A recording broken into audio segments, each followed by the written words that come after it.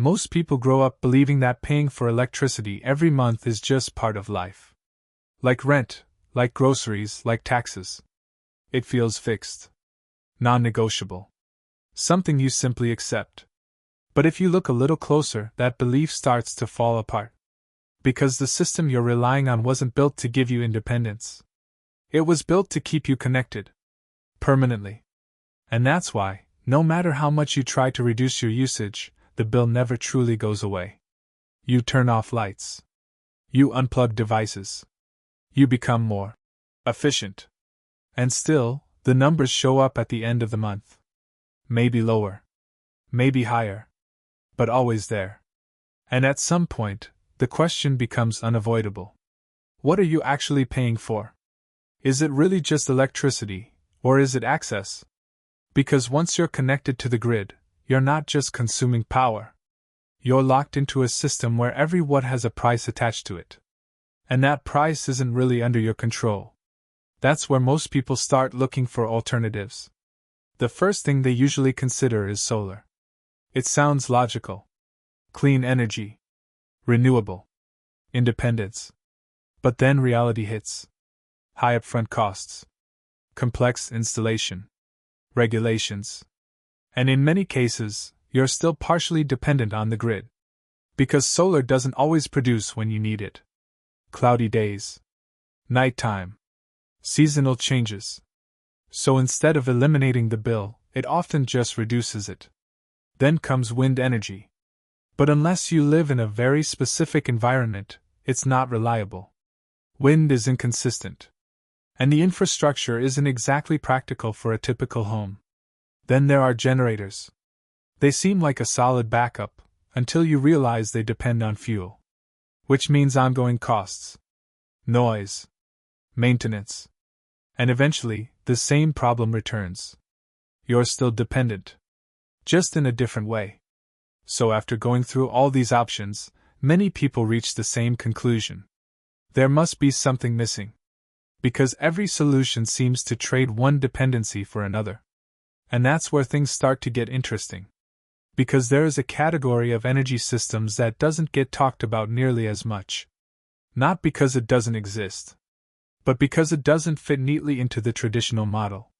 Instead of relying on external conditions like sunlight or wind, it focuses on something much more fundamental. Stored motion. Kinetic energy.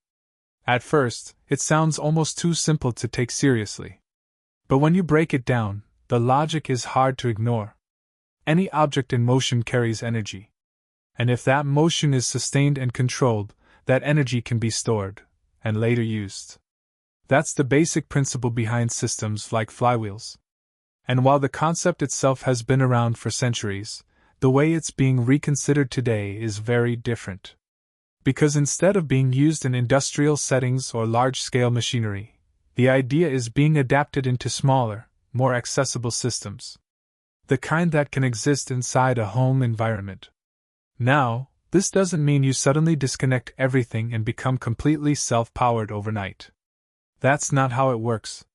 But it does shift the way you think about energy. Instead of seeing it as something you constantly need to buy, you start seeing it as something that can be generated, stored, and reused. And that shift alone changes everything.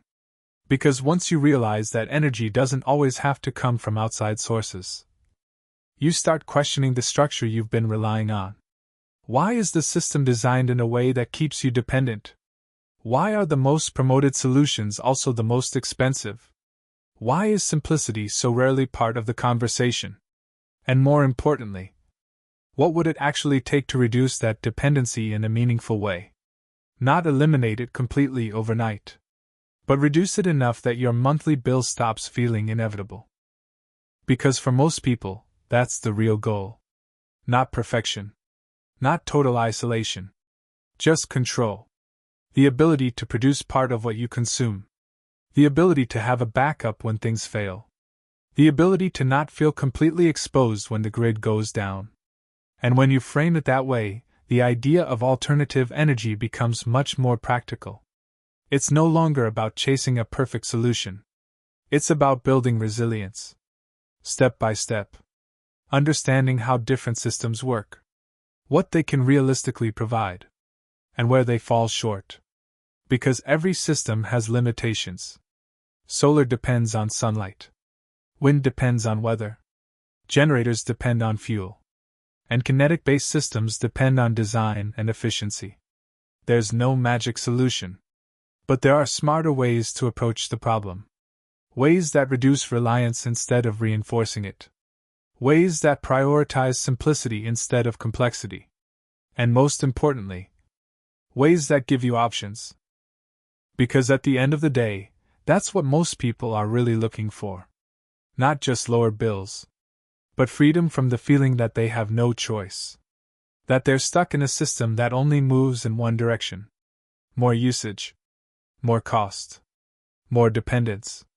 And once you start questioning that pattern, you begin to see things differently. You notice how fragile the system actually is.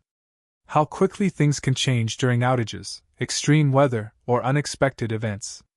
And how unprepared most homes really are. Not because people don't care, but because they were never shown another way. A way that doesn't rely entirely on external supply. A way that starts small, but builds over time. And that's where understanding these alternative approaches becomes valuable. Not as a replacement for everything, but as a layer of protection. A layer of independence. A layer of control. Because once you have that, the monthly bill stops being something you fear, and starts becoming something you understand. And when you understand it, you can finally start changing it. If you want to explore this further, there's a structured breakdown and a practical guide linked in the description that explains how these systems work in more detail, and how people are approaching them step by step. And if this kind of topic interests you, consider subscribing. Because the more you understand how these systems actually work, the easier it becomes to make smarter decisions about your own setup. And that's where real independence begins.